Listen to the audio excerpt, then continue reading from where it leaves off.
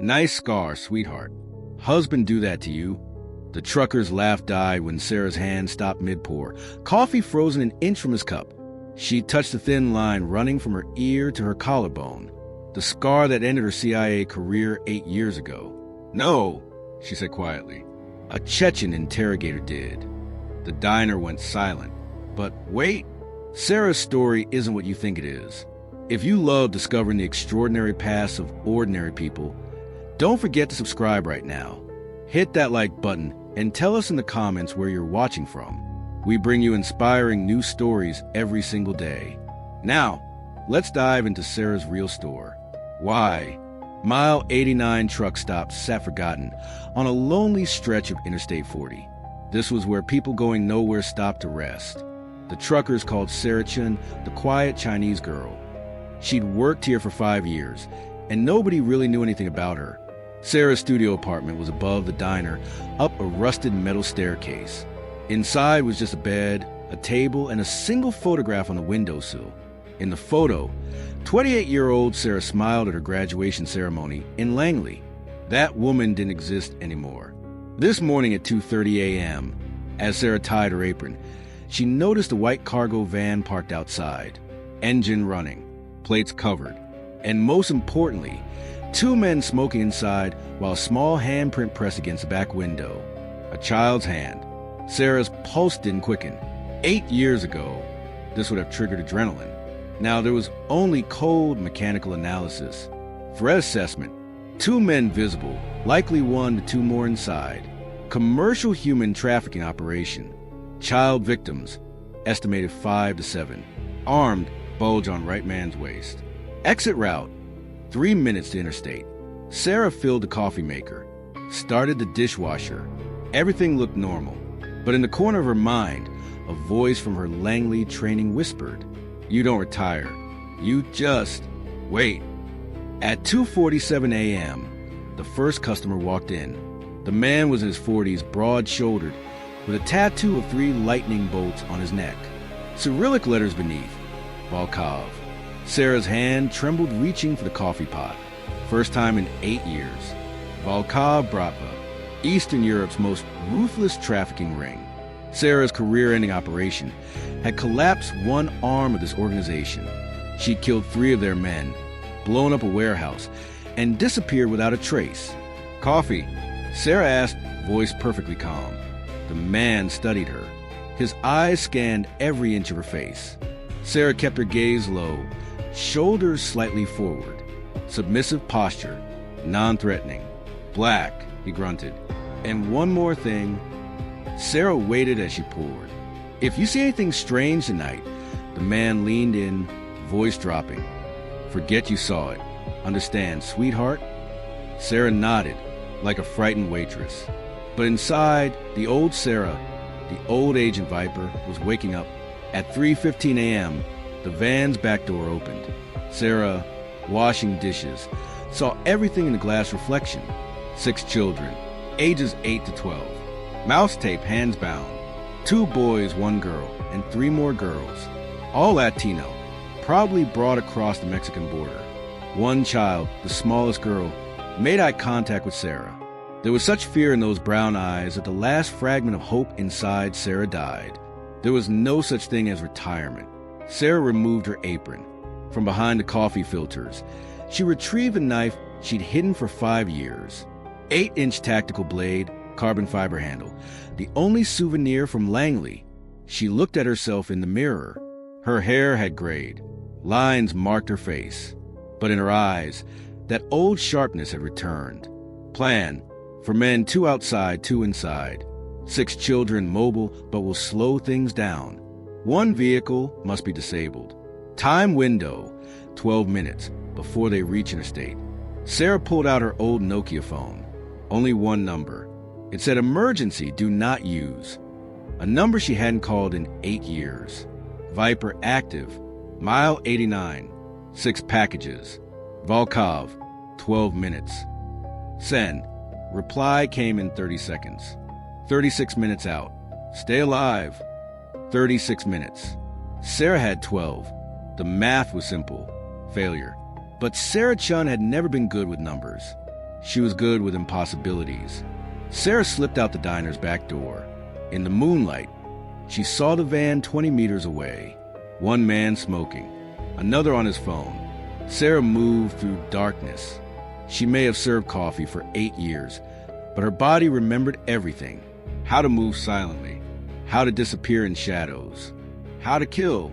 The smoking man never noticed Sarah 2 meters behind him. When the knife severed his carotid artery, he made no sound, just collapsed slowly to the ground. 1 down, 3 remaining. The man on the phone noticed his partner's absence 15 seconds later. By then, Sarah had crawled under the van and cut the fuel line. Vehicle disabled. 6 children still inside. Voices came from the diner. The other 2 men wanted coffee. They were looking for Sarah. And a triple.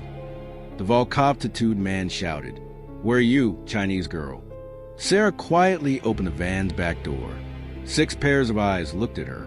With fear, with hope, Sarah brought her finger to her lips.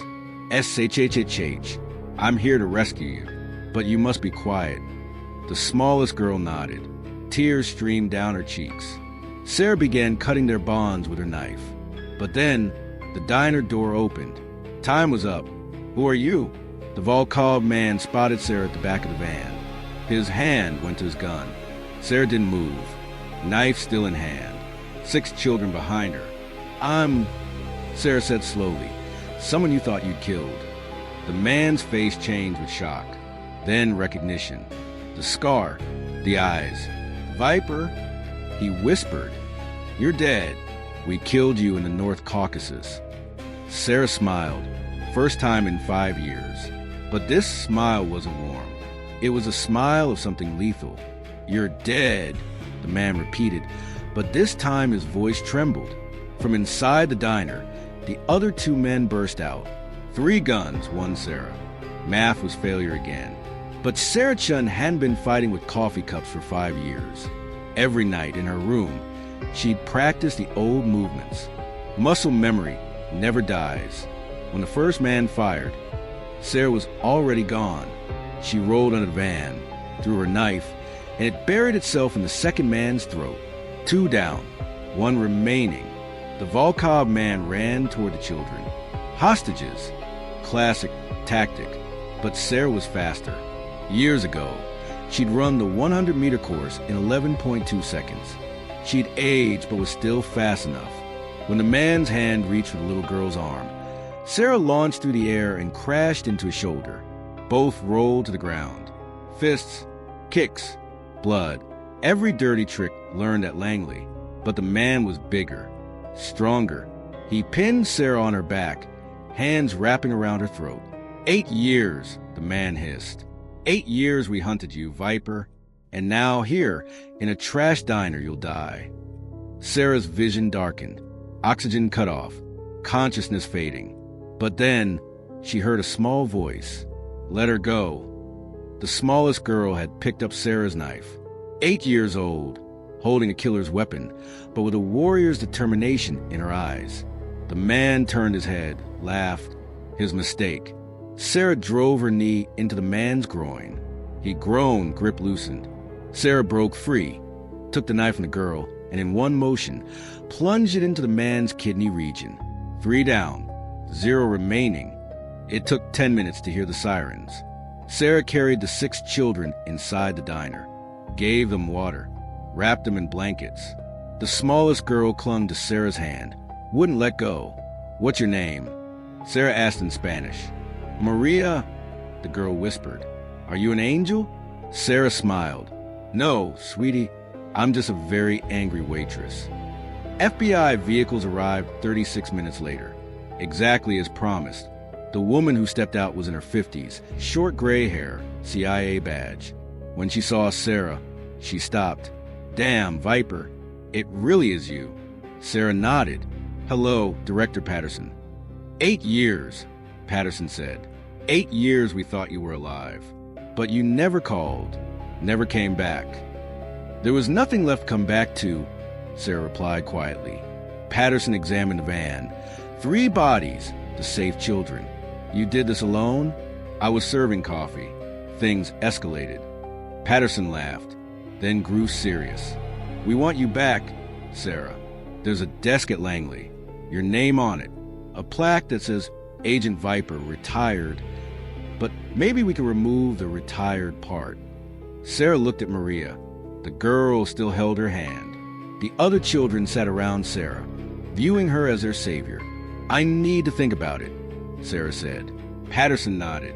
"I know, but Sarah, what you did tonight couldn't have been done without you. Maybe there's no such thing as retirement. Maybe you're just waiting." 3 months later, Mile 89 truck stop hired a new server, a young man who smiled constantly and was terrible at making coffee. Sarah Chen, meanwhile, sat in an office at Langley. On the wall, a new photograph, Maria and the other 5 children, smiling with Sarah. All safe, all free, and on Sarah's desk, a new plaque. Agent Viper, active duty. Her phone rang. "Agent Chen, human trafficking case. Texas border. 12 victims. Sending details now." Sarah answered, voice calm and professional. "Understood. I'm on my way."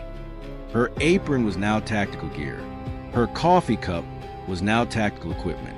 But one thing hadn't changed. Sarah Chen was still saving people. She just wasn't doing it while serving coffee any more than a truck driver passing Mile 89 looked toward the diner window. "Where's the old Chinese lady?" he asked the new server. The young man smiled. "Heard she retired, but some say she never really left. Just moved on to more important work." The trucker nodded. "She was good, quiet, but I trusted her." "Yeah," said the server. Everyone did. And on Interstate 40 in the darkness, in a departing SUV, Sarah Chen closed her eyes and slept. For the first time in 8 years, she had no nightmares. Because this time, she was the one who saved them. If there's one thing to learn from this story, it's this: never judge people by their appearance. The quiet one is not weak. The smiling one is not harmless. And the retired one, maybe they're just waiting for the next mission. Don't forget to subscribe. New story every day. Where are you watching from? Drop a comment. We love hearing from our viewers around the world.